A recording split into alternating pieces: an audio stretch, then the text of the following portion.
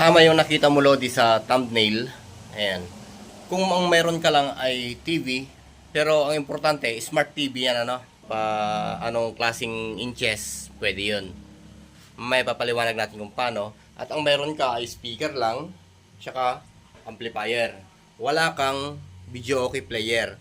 So ngayon, paano ka magbi-video okay? Pero ang importante dyan, kailangan ay meron kang internet, Lodi. Bali, ito lang yung kakailangan natin, Lods. Digital to analog audio converter. Ayan. Makikita nyo mamaya kung saan natin isasaksak yan. Meron siyang sariling power supply, which is 5 volts yan. Ayan, 2 ampere. Meron siyang coaxial dito, input. Para sa mono yan siguro. Para sa analog to analog. Tapos dito naman ay meron siyang output. Ayan yung kanyang DC 5 volts. Tapos andito yung kanyang kable. Ito, Lodi. Ito yung kanyang optical cable. Ingatan yung ma-UP ito. Kasi nga hindi nadadalo yung ilaw na makukuha nyo sa likod ng TV na papunta sa dito sa ating receiver. Ayan. Kung makikita nyo sa likod ng TV, Lodi, may makikita kayo dyan video. Ayan, sa mga left and right. Sa RCA cord yan. Ang tinutukoy natin dito ay yung digital audio out optical. Yan ang gagamitin natin para makukuha tayo ng sounds dito sa mismong TV, sa smart TV. Pero dapat, Lodi, connected ka sa internet. Paano nga ba i-connect yan, Lodi? Kung halimbawa, sabi ko nga kanina, ang meron ka lang ay amplifier, wala kang player ng video okay, microphone. Ayan, meron naman siyang preamp dito para sa echo, then mic volume. Yan, may mga control naman na yan. Nakadepende rin yan sa amplifier para sa good audio quality. Pwede ka rin gumamit dito ng mixer para mas maganda pa yung audio mo. Yung mixer naman na yun ay meron naman siyang saksakan na input para yung ilalabas ni TV na pupunta sa ating converter ay pupunta sa mixer para ipupunta rin natin dito sa amplifier na siya na ngayon yung magpapaganda o yung mixer ang magpapaganda ng inyong boses. Hindi nakadepende sa boses ng amplifier. Pero kung wala, gusto nyo pagtiyagaan, pwede naman. Ito lang ang gagamitin natin. Isang amplifier, speaker, may mic ka lang, tsaka yung TV na smart TV. Ngayon, i-connect natin siya. Ito yung ating digital audio out optical o yung Toslink. Ito yon. Tapos ito naman yung ating cable. Yan yung optical cable natin nakasama ng converter. Isasaksak lang natin yan. Hindi kayo maliligaw kasi hindi naman papasok ito kung hindi naka-align sa mga dapat pasukan niya. Ayan, oh. Ayan. Ayan, hindi papasok yan kung hindi naka-asinta. Ayan. Ito, pagka naka-asinta na, papasok yan. Tutusok mo lang yan. Okay? Baon mo mabuti. Ngayon, set na yan. Ito naman ang isasaksak mo sa itong dulo. Kung makapansin mo dito pala, ayan, nakailaw siya. Ayan, o. Sinyalis yan na nakasindi na yung TV. Kung ano man ang audio na ilalabas ng TV, ay siya na ang lalabas dito via optical. Ayan. Ito naman ngayon ang isasaksak natin dun sa converter.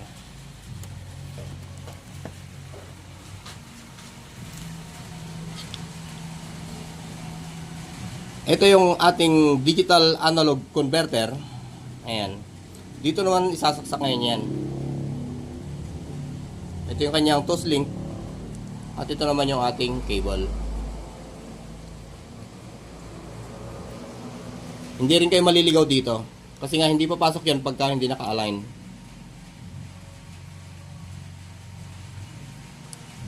Gaya yan. Hindi ko may pasok. Pipihitin ko ng konti para may pasok ko. Ayan, o. Nakapasok na yan. Tapos, ang gagawin nyo, yung input ng amplifier ay kailangan sakto rin sa output ng speaker nyo. Ayan, o, para tumunog. Pero sure, alam nyo na yan eh. And kung halimbawa, sa A kayo naglagay ng input, sa A din kayo maglagay ng output para sa speaker.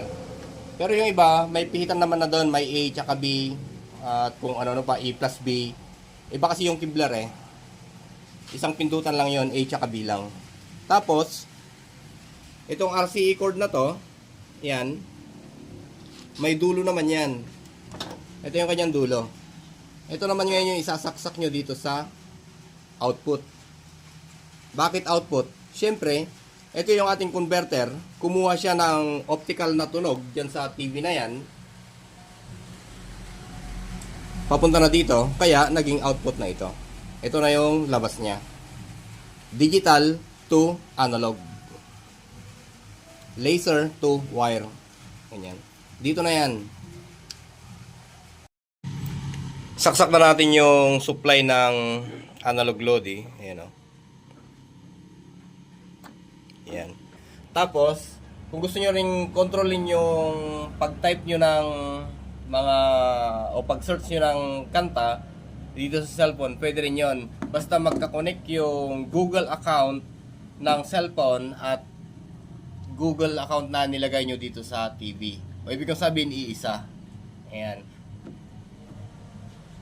Check natin yung TV. Nag-activate ata, nag-automatic na siya. Okay.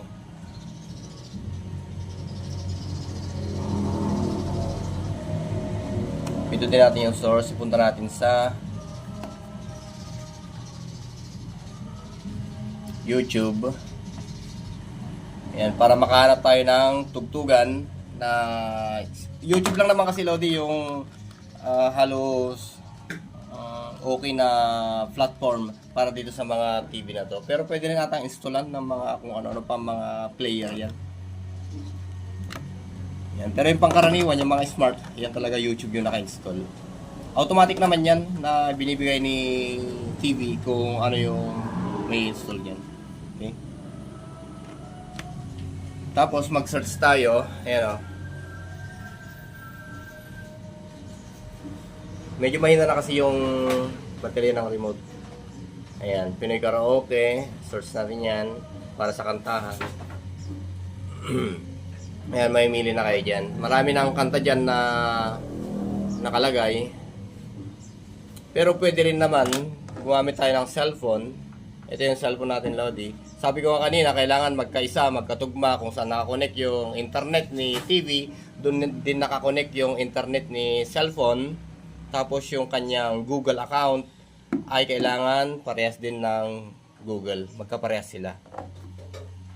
Kung halimbawa, okay, meron palang mga nakakanta dito eh. Ito Lodi oh. Maghanap tayo dito. Halimbawa, yung kanta na yan. Pagka i-play mo,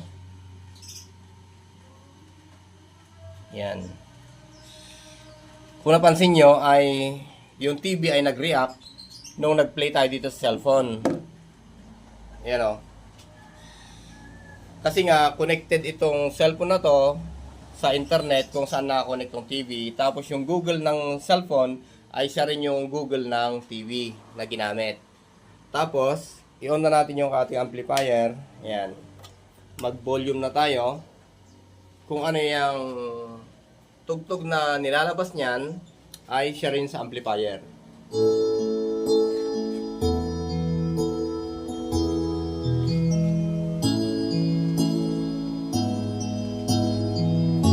Tapos, magtataka siguro kayo kung halimbawa makakuha kayo, makagamit kayo ng ganito, magtataka kayo, bakit mayroong volume pa rin yung TV? Ayan o.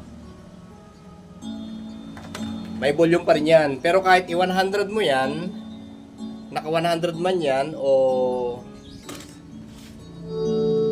0 ay mayroon pa ring tunog na lumalabas dito sa amplifier. Kagaya niyan Lodi oh. Ayan, naka 100 yan TV. Pero pag binolume natin itong amplifier, ay meron. Pag i-off naman natin tong TV, yung kanyang volume, ayan o. 0-0 natin. Ayan, naka 0-0 na yan, mayroon pa ring output yan.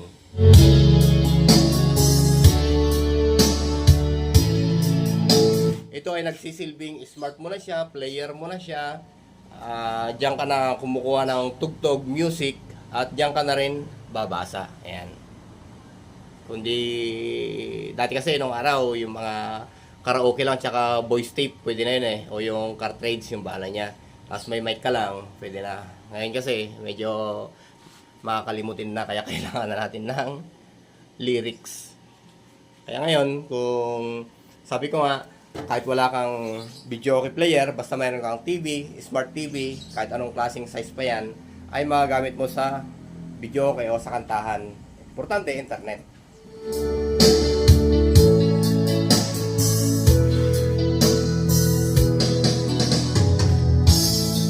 Maganda to, Lodi, pagka may ginagawa kayo, nagsa-sound trip lang kayo, kung halimbawa nananahi kayo ng unan o kaya adamagay magda-diet ijay. Sorry Hindi, basta yun lang, Lods. Kung ano man, madali lang i-install. Kung ano yung pinakita ko sa inyo kanina sa likod, ay ganun lang yan. Ito pala, Lodi, ay available sa ating yan, yung video na pinanonood nyo. Ayan, makikita nyo dyan, may shop. Pindutin nyo lang yan, lalabas na. Makakuha kayo nito. Okay? Ang kasama niyan ay ito lang. Yan. Tsaka yung wire. Tsaka itong kanyang power supply. Wala siyang kasamang RCA cord. Pero may kasamang RCA cord yan. May additional nga lang na bayad. Nung araw kasi, Lodi, meron ganito na nabibili lang. Nung araw pa yon, nung hindi pa uso ang internet. Marami nakakaalam yan. Yung mga ibang technician. Marami nakakaalam. Na noon ay uso na yan. Yan. Itong link na to. Pero wala to. Kasi may mga amplifier nung araw na merong saksakan ng optical. Ayan, dito may sasaksak. Tapos may mga player din na may optical. Ayan.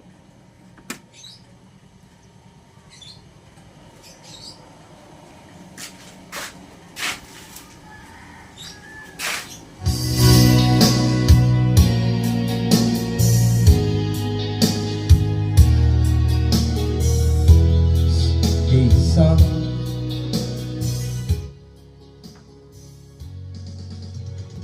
hey son, check, check, hey, 1, 2.